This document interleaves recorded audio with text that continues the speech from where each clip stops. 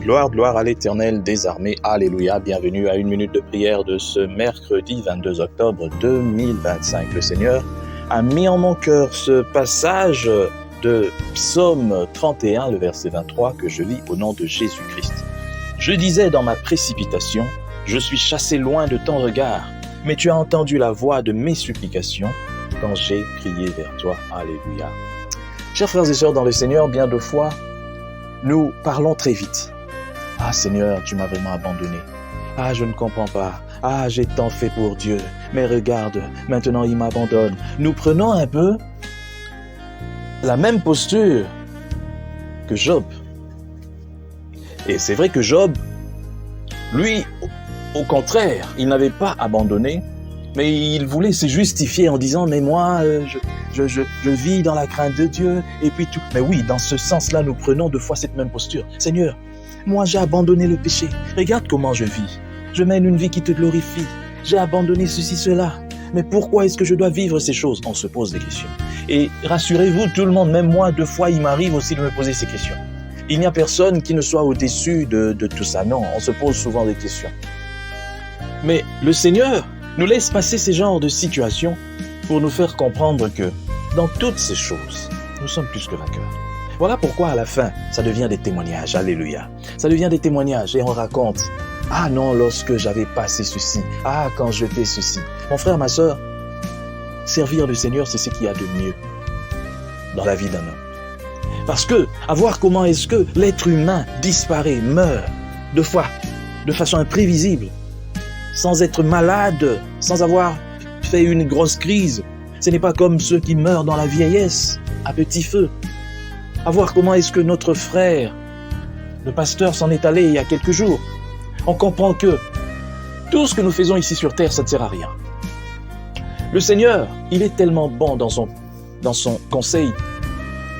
Il permet aux méchants de vivre longtemps. Oh Seigneur, si seulement tu raccourcissais la vie des méchants, je pense que le mal allait aussi baisser. Mais puisque les méchants voient les méchants prospérer pendant des années, ils ne savent pas que tu leur laisses le temps. Parce qu'il y a l'éternité. Les méchants, c'est qui est sûr, vont pourrir en enfer. Ils vont brûler en enfer. Celui qui va mourir sans connaître Christ va pourrir en enfer.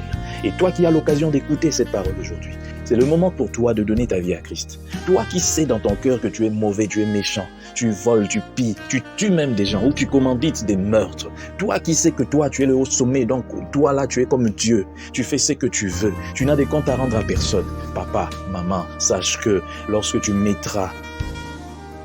ton corps sera mis en terre, ton esprit sera manipulé par le diable à sa guise et tu iras en enfer pourrir. Je te dis la vérité. C'est une vérité que tu dois prendre en compte.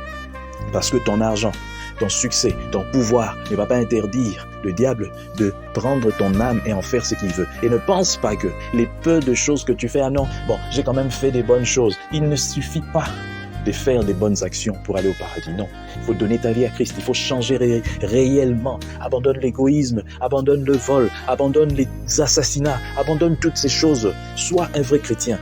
Même si 10 000 pasteurs t'imposaient les mains, eux-mêmes, il y en a qui iront en enfer. Et toi, à combien plus forte raison? Ne pense pas qu'un homme, qu'il soit appelé de Dieu ou quoi, prophète par excellence des nations, je ne sais pas, majeur, même s'il t'imposait, il n'a aucun pouvoir pour décider de là où tu iras. Lui-même, il ne sait pas là où il ira deux fois. Et beaucoup d'ailleurs vont entrer dans l'occultisme et tout ça. Ils iront en enfer. Donc vous serrez ensemble. Et ceux qui t'ont imposé les mains et toi. Ne t'amuse pas avec la parole de Dieu. C'est un avertissement. Un avertissement. Change de cœur. Donne ta vie à Christ pendant qu'il est temps. Arrête de faire ce que tu fais là. C'est du fanfaronnisme.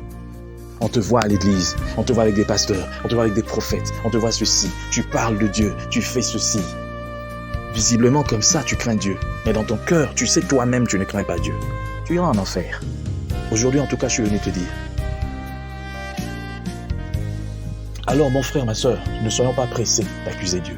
Ne soyons pas pressés de dire, Seigneur, tu m'as abandonné.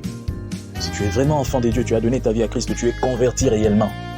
Pas la conversion du serpent, mais tu es converti réellement. Mon frère, ma sœur, fais confiance à ton Dieu. Fais confiance, c'est difficile, oui, pour nous tous. J'ai passé des moments de foi difficiles où je dis, mais Seigneur, tu vois bien que ça va m'humilier telle situation, mais tu me laisses dans cette situation, j'avais envie de pleurer.